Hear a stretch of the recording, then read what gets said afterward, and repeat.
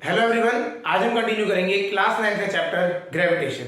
First lecture में हमने Kepler's law and the laws of gravitation के बारे में हमने पढ़ लिया था, उसका फॉर्मूला ड्राइव कर लिया था और उस पर क्वेश्चन करके देखा भी था हमने।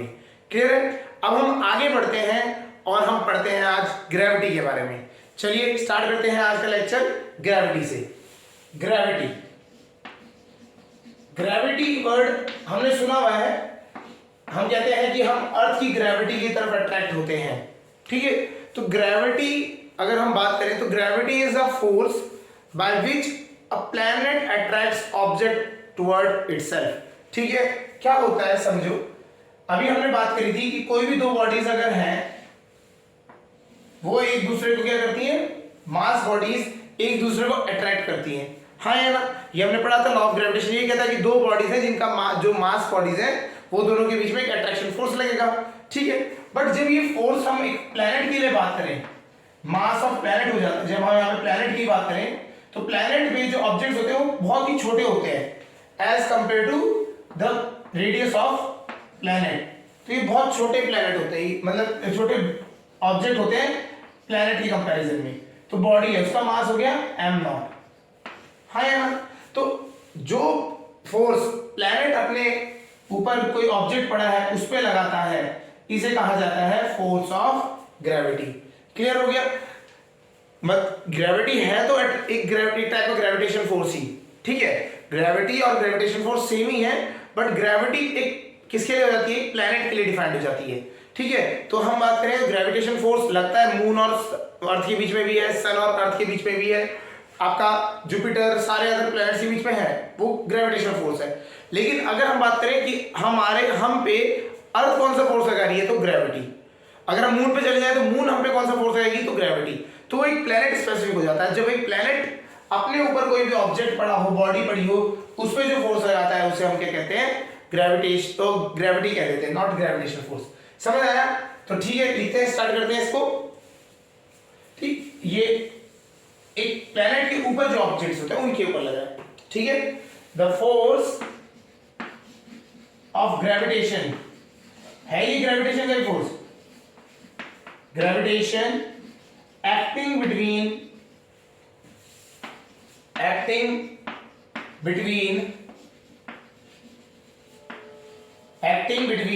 planet and the objects on the planet और उसके ऊपर जो ऑब्जेक्ट्स हैं उन्हें क्या कहा जाता है, ग्रेविटी कहा जाता है। तो जो फोर्स लग रहा है, जो फोर्स प्लैनेट लगाता है अपने ऑब्जेक्ट्स के ऊपर, जो उसके ऊपर है, तो उसे क्या कहा जाता है, ग्रेविटी कहा जाता है। ठीक है, तो अर्थ क्या है, ग्रेविटी लगा रहा है हम पे। अगर हम जैसे ये अर्थ है, अर्थ पे हम खड़े हैं तो हम पे अगर एक फ्री बॉडी डायग्राम बनाते हैं तो हम पे जो फोर्स लगा रहा है नीचे को, तो वो क्या लग रहा है, फोर्स ऑफ ग्रेविटी लगा रहा है। क्लियर हो गया, नहीं हो गया? तो हमेशा आपका जो प्लैनेट होता है वो ऑब्जेक्ट्स पे एक फोर्स लगाता है जिसकी वजह से वो अर्थ की तरफ, जिसकी वजह से वो प्लैनेट की तरफ अट्रैक्ट होते हैं। इसे क्या कहा जाता है, ग्रेविटी कहा जाता है। क्लियर हो गया? तो ये ग्रेविटी क्या होती है, हर एक प्लैनेट की अपनी अलग अलग होती है। क्लियर? मून की ग्रेविटी अलग होगी, जुपिटर की अलग, अर्थ की अलग, वीनस, मार्स, इन सब की अलग है। अभी रिसेंटली चंद्रयान 3 हमारा लॉन्च हुआ था। चंद्रयान 3 जो गया है मून पे लैंडिंग कराते हैं, तो लैंडिंग इतना टफ क्यों है, बिकॉज अर्थ की ग्रेविटी कुछ और थी, जब मून पे गए तो मून की ग्रेविटी कुछ और है और वो भी बहुत कम है। ठीक है, तो उसमें लैंडिंग कराना मुश्किल होता है। ठीक है, तो आपको ये समझना है। तो जब आप एक प्लैनेट से दूसरे प्लैनेट या एक सेलेस्टियल बॉडी से दूसरी सेलेस्टियल बॉडी में जाते हैं तो आपका क्या होता है, द फोर्स ऑफ ग्रेविटी वो चेंज हो जाता है, क्योंकि बॉडी क्या होता है, ग्रेविटी आपकी प्लैनेट डिफाइंड होती है। क्लियर हो गया, नहीं हो गया? तो ये प्लैनेट की वजह से होती है, प्लैनेट या फिर सेलेस्टियल बॉडी होती है। क्लियर हो गया, नहीं हो गया? कोई डाउट? चलिए, तो ग्रेविटी हमें समझ आ गया। ठीक है, अब आते हैं आगे।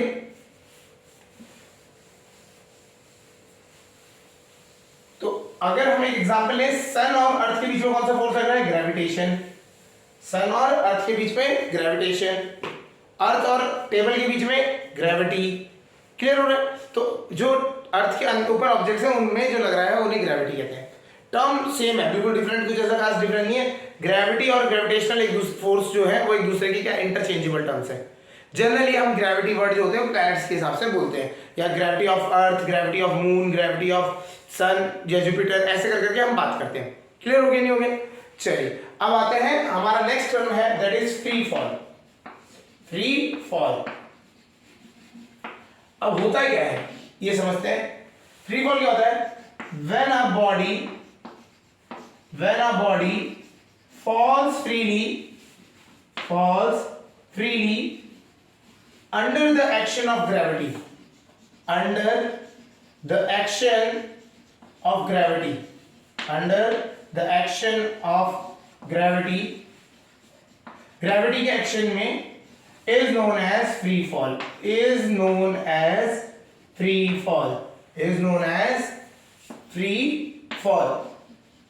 जब एक बॉडी अर्थ की ग्रेविटी से खिंचती हुई चली जाती है, खिंचती हुई गिर रही है, उसे फ्री फॉल कहा जाएगा। जैसे कि अगर हमने एक ऑब्जेक्ट को अर्थ से ऊपर से ड्रॉप कर दिया, ठीक है, तो वो नीचे जो गिर रहा है इस मोशन को क्या कहा जाएगा? Free fall. क्योंकि इसमें एक ही फोर्स लग रहा है, ग्रेविटी फोर्स ऑफ ग्रेविटी, उसके अलावा और कोई फोर्स नहीं लग रहा है। हाँ, अगर मैं बात करूं, पेपर ले लेते हैं हम, जैसे पेपर होता है हमारे पास, पेपर शीट है, वो गिर रहा है, तो आप इसको देखेंगे तो इसमें क्या होता है, जो पेपर होता है ये क्या होता है, हमेशा एक पैराशूट ऐसे इफेक्ट देता है, क्योंकि इसके ऊपर इसमें क्या लग रहा होता है, नीचे से एक फोर्स लगता है जिसे कहते हैं एयर ड्रैग। ठीक है, तो आप जैसे ऊपर से कोई, ये तो एक फोर्स लग रहा है, फोर्स ऑफ ग्रेविटी जिससे नीचे गिर रहा है, लेकिन एक फोर्स और लग रहा है एयर ड्रैग, जिसकी वजह से वो क्या होता रहेगा, तेजी से नहीं गिर के हल्के हल्के गिरेगा। तो यहाँ पे इसे फ्री फॉल नहीं कहेंगे, फ्री फॉल क्या कहेंगे, जब खाली आपका फोर्स ऑफ ग्रेविटी पे ही गिर रहा है आपका ऑब्जेक्ट। क्लियर हो रहा है? अगर एयर ड्रैग लग रहा है तो उसको हम कंसीडर नहीं करना है फ्री फॉल में। क्लियर हो गया? तो object falling freely under gravity, ठीक है, is known as free fall. Good doubt? चलिए ये समझ आ रहा चाहिए। अब हम बात करते हैं, हमें ये तो पता लग गया कि हमें फोन पे फोर्स लग रहा है और हम उससे से नीचे गिर रहे हैं, तो हम बात करते हैं एक्सेलरेशन की। ये जो फोर्स है, हमें पता है कभी भी आप पे एक फोर्स लगेगा तो आपके ऊपर एक्सेलरेशन क्रिएट होगा, है ना? तो आपके ऊपर जो एक्सेलरेशन क्रिएट होगा, तो फ्री फॉल ऐसी कंडीशन में कितना एक्सेलरेशन क्रिएट होता है। ठीक है, तो हमें ये समझ, ग्रेविटी समझ आ गई। ग्रेविटी क्या होती है? जिस फोर्स से ऑब्जेक्ट्स को खींचे जाते हैं प्लैनेट की तरफ, उसे कहते हैं फ्री फॉल, वो ग्रेविटी। फ्री फॉल क्या होता है? When a body falls freely, खाली ग्रेविटी फोर्स के अंडर जब आप बॉडी कभी गिर रही होती है, उसे क्या कहते हैं? फ्री फॉल की कंडीशन कहा जाता है। Now the term is acceleration. Now the term is acceleration due to gravity. Acceleration due to gravity. Gravity की वजह से क्या एक्सेलरेशन क्रिएट होता है? हमें तो ये पता लग गया कि एक ऑब्जेक्ट जब भी प्लैनेट पे रहेगा तो उस पे प्लैनेट क्या करेगा? एक फोर्स लगाएगा जिसे कहते हैं ग्रेविटी। ठीक है, तो उस ग्रेविटी की वजह से कितनी एक्सेलरेशन क्रिएट हुई। ठीक है, चलिए समझते हैं। हमने बात कर ली, ये हमारा प्लैनेट है, इसका मास हो गया मास ऑफ प्लैनेट mp, और रेडियस ले लिया हमने rp। ठीक है, कंप्लीट सर्कल है, हमने हाफ ही बनाया। ठीक, इसमें एक ऑब्जेक्ट है जिसका मास मैंने मान लिया m नॉट। ठीक है, ये बॉडी है हमारी m नॉट, इसका मास है। तो अब हम बात करेंगे फोर्स एक्टिंग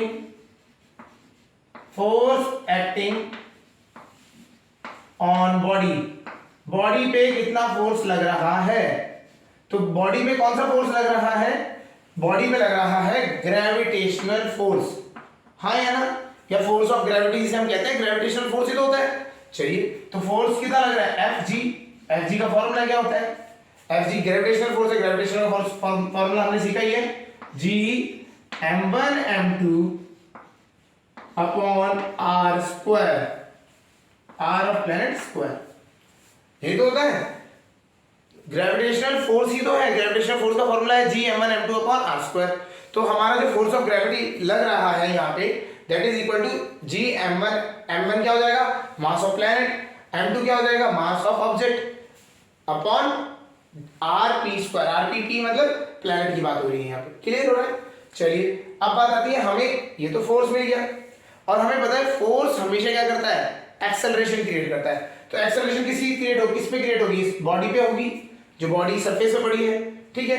तो लिखिए हम क्या करेंगे, we know that F G किसके बराबर होता है, फोर्स किसके बराबर होता है, mass into acceleration, mass into acceleration. तो एक्सेलरेशन हम जनरली ए से दिखाते हैं, है ना, बट हम यहाँ पे एक्सेलरेशन ड्यू टू ग्रेविटी हो रहा है, ये हमारा ये क्या हो रहा है, एक्सेलरेशन ड्यू टू ग्रेविटी। तो हम यहाँ पे ए ना दिखा के हम क्या दिखाएंगे, जी दिखाएंगे। हम बोल देंगे ए नहीं जी है, where g is the acceleration due to gravity, g is acceleration due to gravity, ठीक है, ये है एक्सेलरेशन। तो ये एक्सेलरेशन किसके बराबर हो जाएगा, g mass of planet, mass of M not ही है object, upon R P square.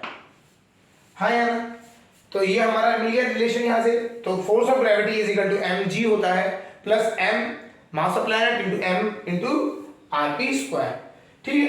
अब इन दोनों टर्म्स को एक साथ इकट्ठा करते हैं, यहां लिख लेते हैं, एम नॉट जी किसके बराबर हो जाएगा, g m p m naught upon R P square, ये तो है, एम नॉट से एम नॉट कट गया, तो आपका यहां से आ गया acceleration due to gravity g is equal to capital G mass of planet upon radius of planet का स्क्वायर।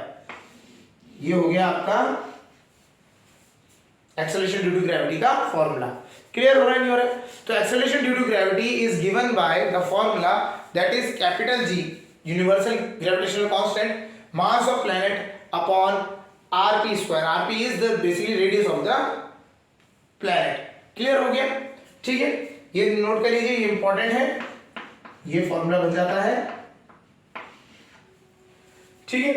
तो ये आपका क्या हो जाता है, एक्सेलरेशन ड्यू टू ग्रेविटी। आपको एक्सेलरेशन ड्यू टू कभी ग्रेविटी निकालने के लिए कहा जाएगा किसी भी प्लैनेट का, तो आप यूज करेंगे formula small g is equal to capital G mass of planet upon r p square, ठीक है। क्लियर हो गया, चलिए अब हमारे को ये स्मॉल जी निकल गया, तो हम इसके ऊपर थोड़ी सी बात कर लेते हैं, ठीक है। इसके ऊपर इंपॉर्टेंट बात करते हैं। पहली चीज acceleration due to gravity, acceleration due to gravity small g depends upon, ठीक है, ये किस पे डिपेंड करता है, डिपेंड्स अपॉन आपका यहां पे दो ही चीज है। पहली चीज है वो कैपिटल जी तो कांस्टेंट है, depends upon MP that is mass of planet, second RP radius of planet,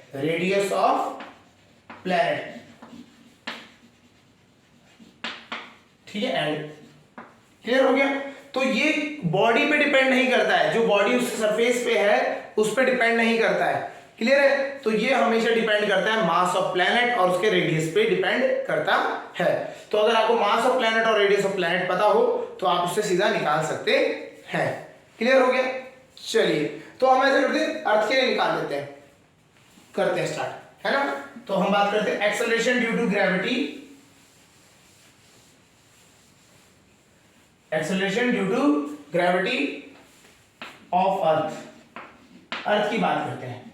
तो अर्थ के लिए हमें दो चीज पता होनी चाहिए, एक तो मास ऑफ अर्थ पता होना चाहिए, मास ऑफ अर्थ आपको पता होना चाहिए 6 × 10⁻24 kgs, ये हमारा अर्थ का मास है। रेडियस ऑफ अर्थ भी पता होना चाहिए, दो ही चीजें डिपेंड करता है, एक तो मास पे और रेडियस पे।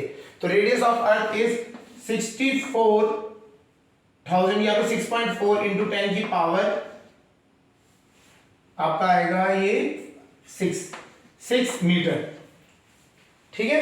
वैसे हम किलोमीटर में अगर हम बात करें 6400 किलोमीटर होता है हमारे अर्थ का रेडियस, क्लियर है। तो हमारा 6400 को हमने किलोमीटर से मीटर में कन्वर्ट कर दिया सीधा ही, 6.4 × 10⁻6 मीटर, क्लियर है। स्मॉल जी की वैल्यू निकालते हैं, small g is equal to capital G mass of earth upon radius of earth का स्क्वायर, ठीक है। ये एक रिलेशन भी होता है कैपिटल जी एंड स्मॉल जी का। तो अगर आपको कभी भी स्मॉल जी और कैपिटल जी में रिलेशन पूछा जाए डिराइव करने के लिए, तो ये डेरिवेशन आप लिख दीजिए, ठीक। चलिए करते हैं।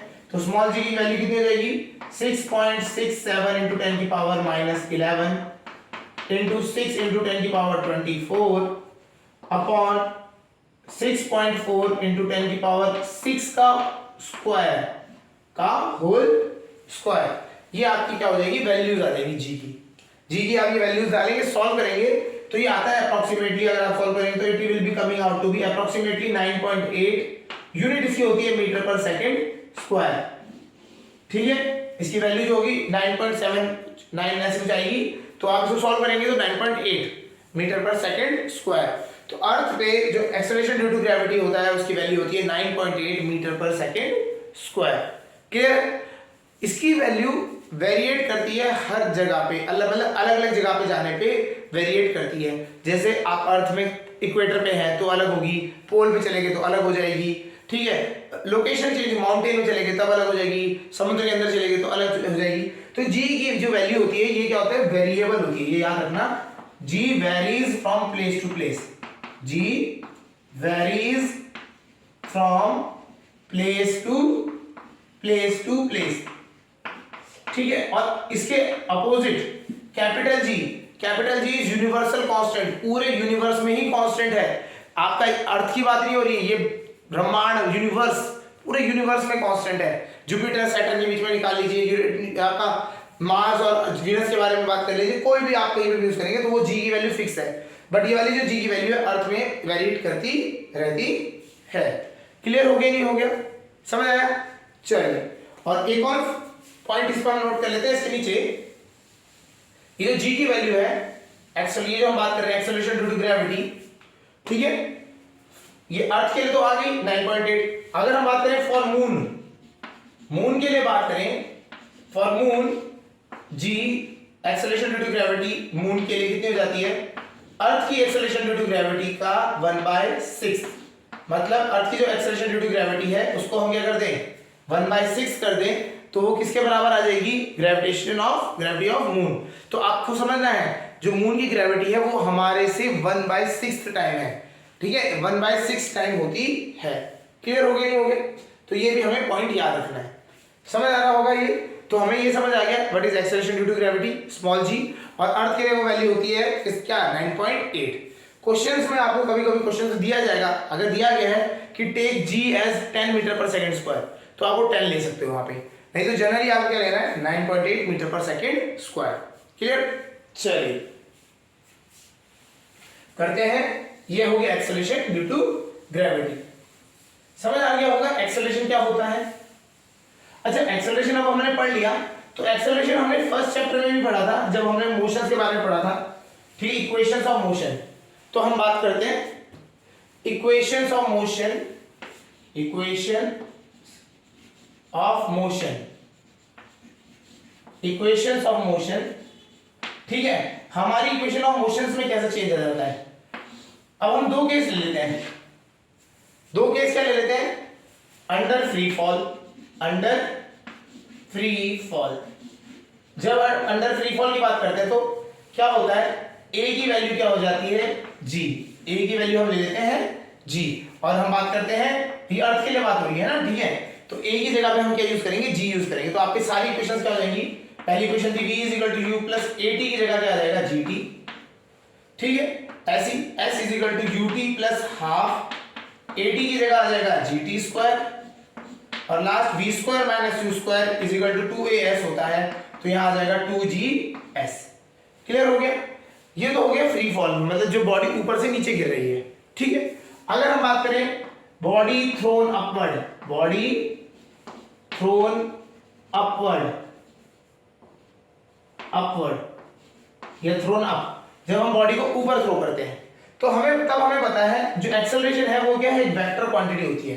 एक्सेलरेशन क्या हो जाती है, वेक्टर, वो तो हमें पता ही है, acceleration is a vector quantity. तो a इस बार हम g ना लेके हम क्या लेंगे, a is equal to minus g. हम क्या लेंगे, a is equal to minus g. जब आप नीचे से किसी बॉडी को ऊपर फेंकेंगे तो आपको हमेशा याद रखना है a की वैल्यू क्या लेनी है, माइनस जी। ठीक है, तो आपका फॉर्मूला बन जाएगा v is equal to u plus की जगह आ जाएगा माइनस gt। ठीक है, s is equal to ut plus की जगह आ जाएगा माइनस हाफ gt स्क्वायर, और v square minus u square is equal to minus 2gs। ये आपकी इक्वेशंस चेंज हो जाएंगी। तो a की जगह पे क्या हो जाएगा, माइनस gs जी हो जाएगा आपका चेंज। क्लियर हो रहा है? तो आपको ये ध्यान रखना है कि जब आपका बॉडी को नीचे ड्रॉप करेंगे तो अब आपको पता होना चाहिए ऑटोमेटिकली, आपको कोई देगा नहीं, आपको ये बोला जाएगा when a body is drop from a height this तो find the value of final velocity. ठीक है, तो इस तरीके से क्वेश्चन दिए जाएंगे, आपको उसमें एक्सेलरेशन खुद ही पता होना चाहिए कि टेक क्या करनी है, हमें जो हमारी वैल्यू पुट करनी है, ए की वैल्यू हम जो यूज करेंगे वो ए ना करके हम जी यूज करेंगे और जी की वैल्यू होती है 9.8 मीटर पर सेकेंड स्क्वायर। क्लियर हो गया? तो इक्वेशंस ऑफ मोशन हमारी चेंज हो जाती है फ्री फॉल के लिए। चेंज क्या होती है? बेसिकली हम ए जो डिनोशन होता था हमारा वो चेंज होके हम अब जी से दिखाएंगे। क्लियर हो रहा है नहीं हो रहा है? चलिए ठीक है, यहां तक समझ आ गया होगा। तो हमारे जो ग्रेविटेशन वाले पार्ट में जब यही पार्ट यही है आपके, पहले आपको लॉ ऑफ कैपलर्स लॉ पढ़ने हैं, लॉ ऑफ ग्रेविटेशन पढ़ना था, फ्री फॉल, ग्रेविटी और इक्वेशंस ऑफ मोशन में जो एक्सेलरेशन ड्यू टू ग्रेविटी है, ये सब हमें पता होना चाहिए। Now the concept come, what is the difference between mass and weight? Mass और वेट, ये दोनों में क्या डिफरेंस होता है? अब आते हैं मास और वेट में डिफरेंस का पता करने। देखिए मास और वेट हमारे, हम जब बोलने के तरीका जो है हमारे, उसमें हम बहुत ज्यादा कंफ्यूज हो कर चुके हैं इसको। हम जब भी आपसे कोई आपसे पूछे व्हाट इज योर वेट, तो आप बोल देते हैं 60 kg 70 kg, है ना? तो ये क्या है, आप वेट बता रहे हैं अपना केजीज में। ठीक है, बेसिकली यही डिफरेंस आ जाता है, जो वेट हमारा जो मास होता है वो होता है केजीज में। क्लियर है? मास और वेट में डिफरेंस है। तो अब क्या होता है समझ लेते हैं। मास क्या होता है? It is an intrinsic property of matter, intrinsic या inbuilt property of matter. Inbuilt property है मैटर की, प्रॉपर्टी ऑफ मैटर। ठीक है, आपके जो मैटर है उसकी एक इनबिल्ट प्रॉपर्टी है। ठीक है, मास, जैसे हमने आपको पढ़ा है, हमने मास की, अगर हम मैटर की डेफिनेशन बोले तो मैटर की डेफिनेशन क्या होती है? Matter is a substance that has mass and occupies space. तो मास उसकी एक इनबिल्ट प्रॉपर्टी आ गई है, मास होगा तभी उसको मैटर कहा जाएगा। तो मास क्या है? इनबिल्ट प्रॉपर्टी है मैटर की। क्लियर हो गया? अब यहां वेट अलग है। वेट क्या होता है? It is the force, it is the force by which a planet attracts a body, by which a planet attracts a body, planet attracts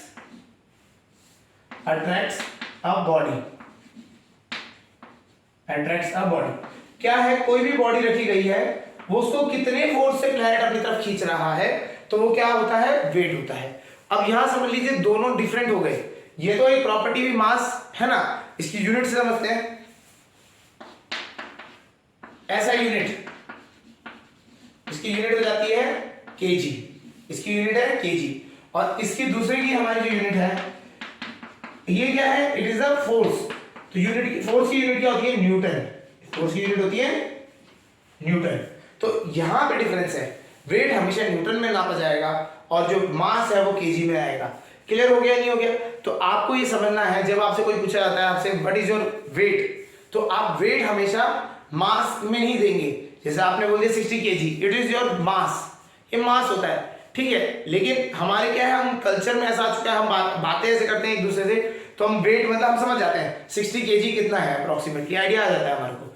लेकिन अगर हम बात करें वेट निकालने, वेट पूछा गया है, तो वेट क्या होता है? बेसिकली एक वेट फोर्स है।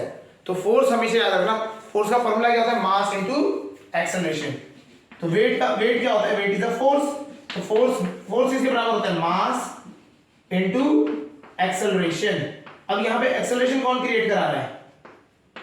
यहां पे एक्सेलरेशन करा रहा है due to gravity, due to gravity. तो हमें ये समझना है वेट का फॉर्मूला हो जाता है, वेट का फॉर्मूला हो जाता है m इंटू जी। क्लियर हो गया नहीं हो गया? तो वेट और मास में रिलेशन ये होता है W is equal to m into g, तब आपका जाके वेट निकलता है। तो अगर आपसे कोई वेट पूछता है और आपका मास है 60 kg, तो वेट जी की वैल्यू उसमें मल्टीप्लाई करेंगे, तब आपका आंसर मतलब आपका जो उसको वर्ड है वो आएगा। जैसे अगर आपका एक ह्यूमन है, उसका 60 kg मास है, तो उसका वेट कितना हो जाएगा? उसको मल्टीप्लाई कर दे 9.8 से, ठीक है, मीटर पर सेकंड स्क्वायर से, तभी उसका ये क्या आ जाएगा? वेट आ जाएगा।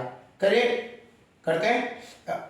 पॉइंट से पॉइंट 0 कट कैंसिल हो गया, 8 से 48, 8 4 8 6 9 जा 54, 54 प्लस 58, तो 588 ये आपका वेट हो जाएगा। तो आपको ये समझना है दोनों में डिफरेंस है। Weight is a force, weight क्या है, एक फोर्स है और उसकी यूनिट होती है न्यूटन, और मास जो होता है एक इंट्रिंसिक प्रॉपर्टी होता है मैटर की, और ये इसकी जो यूनिट होती है केजी में नापा जाता है। क्लियर हो गया। अब बहुत कंफ्यूजन रहती है बुक्स में, तो आपको समझ कैसे आएगा कि कहाँ पे वेट दे रखा है, कहाँ पे मास दे रखा है ना। तो आपको खाली यूनिट्स को चेक करना है, हमेशा ट्रेस करना है आपको किसको, यूनिट्स को। अगर वो केजी दे रखा है, ठीक है, तो केजी अगर दे रखा है तो आप समझ जाइए वो क्या है, आपका मास दिया हुआ है। अगर आपको न्यूटन दे रखा है तो आपको क्या दिया गया है, वेट दिया गया है। तो क्वेश्चन ऐसे आ जाता है कि आपसे बोला जाएगा मास दिया जाएगा और आपसे बोला जाएगा वेट निकालिए। ठीक है, क्लियर हो गया नहीं हो गया। चलिए क्वेश्चन देख लेते हैं।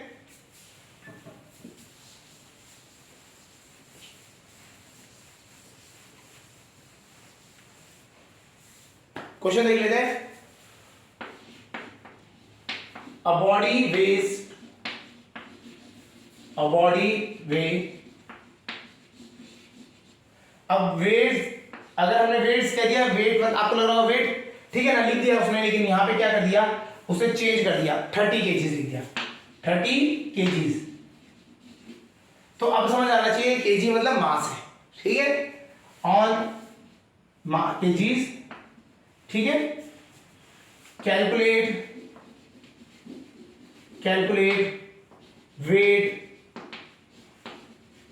Weight on earth